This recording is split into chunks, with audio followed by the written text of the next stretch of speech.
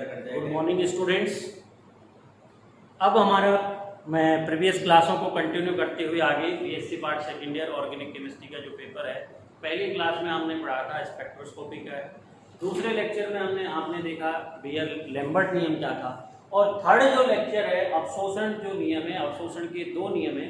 पहला नियम आप स्टडी कर चुके हैं लैम्बर्ट का नियम। वहां पर आपने एक समांगी माध्यम दिया था और उस समांगी माध्यम के ऊपर कौन निर्भर कर रहा था, जो विकिरणें गुजरती थी, जब समांगी माध्यम से गुजरती है तो उनकी विकिरणों की तीव्रता में कमी आती थी, वो केवल मोटाई पे निर्भर करती थी। अब जो बियर लैम्बर्ट नियम है, या जिसे हम बियर नियम कहते हैं या लैम्बर्ट बियर नियम, इन्होंने क्या है बियर साहब का कंक्लूड कर दिया।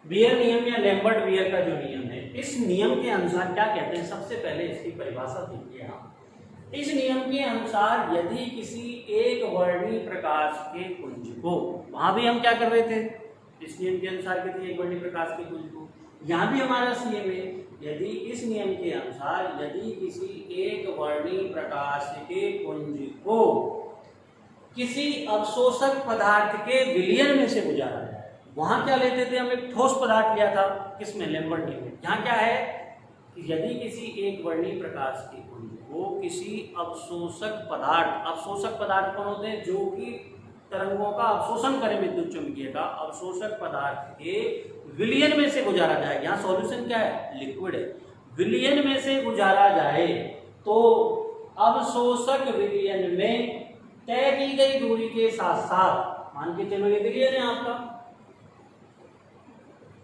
तो इस विलयन में तय की गई दूरी, इसकी दूरी कितनी हो गई है, डी, विलयन में तय की गई दूरी के साथ साथ, विलयन में तय की गई दूरी के साथ साथ, तय की गई दूरी के साथ विकिरणों की तीव्रता में हुई कमी, विकिरणों की तीव्रता में कमी क्या है, वीआई, विकिरणों की तीव्रता में हुई कमी, आपतित विकिरणों की तीव्रता के साथ साथ, विकिरणों की तीव्रता में हुई कमी आपतित विकिरणों की तीव्रता के साथ साथ उस विलयन की सांद्रता पर भी निर्भर करती है। किस पर निर्भर करती है, सांद्रता पे। तो बियर लैम्बर्ट नियम और बियर नियम में दो फर्क हैं। वहां क्या था, वहां केवल आप क्या ले रहे थे, अब ठोस अवशोषक माध्यम ले रहे थे, वहां विलयन की सांद्रता नहीं ले रहे थे। यहाँ पर क्या टर्म आई, जब किसी एक वर्णीय प्रकाश को किसी अवशोषक पदार्थ के विलयन, ये विलयन है, इस विलयन में से गुजार रहे हैं, तो जो विकिरण है उनकी जो तीव्रता में कमी है वो आपतित विकिरणों की तीव्रता के साथ साथ इस विलयन की सांद्रता, माना कि इस विलयन की सांद्रता क्या है, सी, ये dx तो इसकी मोटाई हो गई और ये c इस विलयन की सांद्रता हो गई, यानी dx इसको दूरी मान लो, आप इसको मोटाई कह दो, dx दूरी के साथ साथ विलयन की सांद्रता c पर भी निर्भर करती है। यानी इस समीकरण में आपने क्या लिखा, माइनस डी, माइनस क्यों, कमी हो रही है, minus d I upon d x अनुक्रमानुपाती आई नॉट सी। अब minus d I upon d x, अनुक्रमानुपाती के निशान को हटा दो, यहाँ एक सिंबल आ गया जिसे आपने लिख दिया सी, इसको कह दिया मैंने इक्वेशन नंबर 1। अब इसी इक्वेशन को मैं अरेंज करूं तो यहां से लिख दोगे D I upon I naught बराबर माइनस के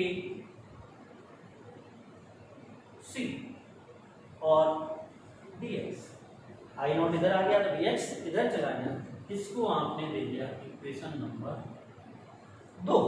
अब सेम आपने जो बियर लैम्बर्ट नियम फॉलो किया था उसी के समान, यदि यहाँ पर k क्या है, कोई समानुपाती स्थिरांक है, c क्या है, विलयन की सांद्रता, dx क्या है, अवशोषक माध्यम द्वारा तय की गई दूरी, c क्या है, सांद्रता हो गई मोल पर लीटर में, c किसमें है, सांद्रता मोल पर लीटर में, नोट्स में लिखा हुआ है सब कुछ, मैं बोल दिया, c सांद्रता मोल पर लीटर में, k समानुपाती स्थिरांक, i नॉट आपतित विकिरणों की तीव्रता, di विकिरणों की तीव्रता में हुई कमी और dx अवशोषक माध्यम की जो दूरी है। यदि x बराबर 0 है तो I बराबर क्या होगा, I नॉट, और x बराबर x है तो I बराबर आई टी। समीकरण 2 में ये लिमिट लगाने पर d I upon I naught I बराबर 0 से आई टी तक minus k C dot D x, और यहाँ x बराबर 0 से x बराबर x। जब इस समीकरण को सॉल्व करोगे तो जो इसका सॉल्यूशन आया वो आया ln I T upon I naught बराबर माइनस के सी एक्स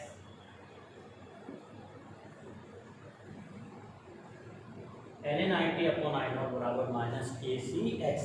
ये के सी और के सी एक्स आ गया।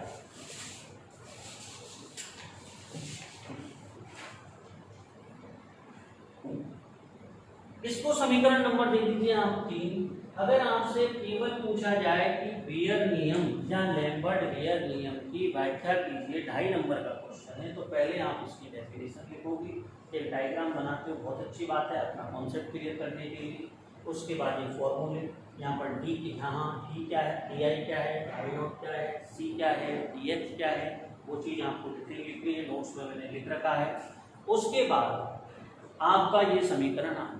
अब अगर फर्दर इसको आगे पूछा है, यहीं तक पूछा है तो ठीक है, या कोई दे दिया बेयर लैम्बर्ट नियम की इस समीकरण का डेरिवेशन करो, तो फिर एक अलग इशू हो गया, अदरवाइज यहाँ तक आपका ये ठीक है। अब इसके बाद नेक्स्ट अपन क्या करेंगे, अगर इसको लॉग के टर्म में लेते हैं तो 2.303 log 10 I T upon I naught बराबर माइनस के सी एक्स। तो यहाँ से इसको मैं इधर ले आता हूँ, इधर देखिए आप log 10 I T upon I naught बराबर माइनस का k upon 2.303 C dot X. तो यहाँ पर इसको लिख देते हैं log 10 I T upon I naught बराबर k की जगह हम इसको एप्सिलॉन लिख देते हैं, एप्सिलॉन सी एक्स, और ये अपनी समीकरण आती है। तो कई बार ये समीकरण नंबर 4 आपसे पूछ देंगे बेयर लैम्बर्ट नियम की समीकरण 4 की डेरिवेशन डिराइव कीजिए, तो आप यहाँ से लाओगे, और यहाँ पर जो एप्सिलॉन आया है वो एप्सिलॉन क्या है, मोलर विलोपन गुणांक या अवशोषकता। एप्सिलॉन क्या है, मोलर विलोपन गुणांक, मोलर विलोपन गुणांक या अवशोषकता। ये आधे नंबर में भी आपसे सीधा सीधा पूछ लेंगे मोलर विलोपन गुणांक की समीकरण क्या है, उसके ये लैम्बर्ट समीकरण क्या है या लैम्बर्ट समीकरण क्या है। एक बार से मैं फिर रिवाइज करा रहा हूँ, अवशोषण के 2 नियम है, दोनों ही नियम बहुत इंपॉर्टेंट है। पहला नियम लैम्बर्ट नियम था, दूसरा जो नियम है उसमें लैम्बर्ट बेयर नियम कह दो या लैम्बर्ट बेयर नियम कह दीजिए। इसकी डेफिनेशन में था कि यदि किसी एक वर्णीय प्रकाश के पुंज को किसी अवशोषक पदार्थ के विलयन में से गुजारा जाए सॉरी, यदि किसी एक वर्णीय प्रकाश के पुंज को किसी अवशोषक पदार्थ, ये क्या है अवशोषक पदार्थ, इसके विलयन में से गुजारा जाए तो उनकी विकिरणों की तीव्रता में होने वाली कमी, इसकी सांद्रता C, इसकी सांद्रता C पर भी निर्भर करेगी और किस पे निर्भर करेगी, आपतित विकिरणों की तीव्रता पे निर्भर करेगी। तो यहाँ से minus d I upon d x अनुक्रमानुपाती आई नॉट सी। जब आपने अनुक्रमानुपाती का साइन हटाया तो एक समाकलन स्थान आया के आ गया। उसके बाद आपने इसको ऐसे रीअरेंज कर लिया इक्वेशन नंबर 2। इक्वेशन नंबर 2 में जब आप उसका इंटीग्रेशन समाकलन कर दो, लिमिट लगा दी x बराबर 0 से i बराबर 0, x बराबर x से i बराबर i t, तो ये आया समान। यहाँ तक हमने लिमिट लगा के समाकलन किया तो ये इस समीकरण का सॉल्यूशन आ गया।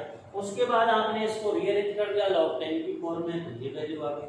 जब log 10 की फॉर्म में करोगे तो माइनस के अपॉन 2.303 को आप कह देते हो मोलर विलोपन गुणांक या मोलर अवशोषकता, एब्जॉर्बिटी।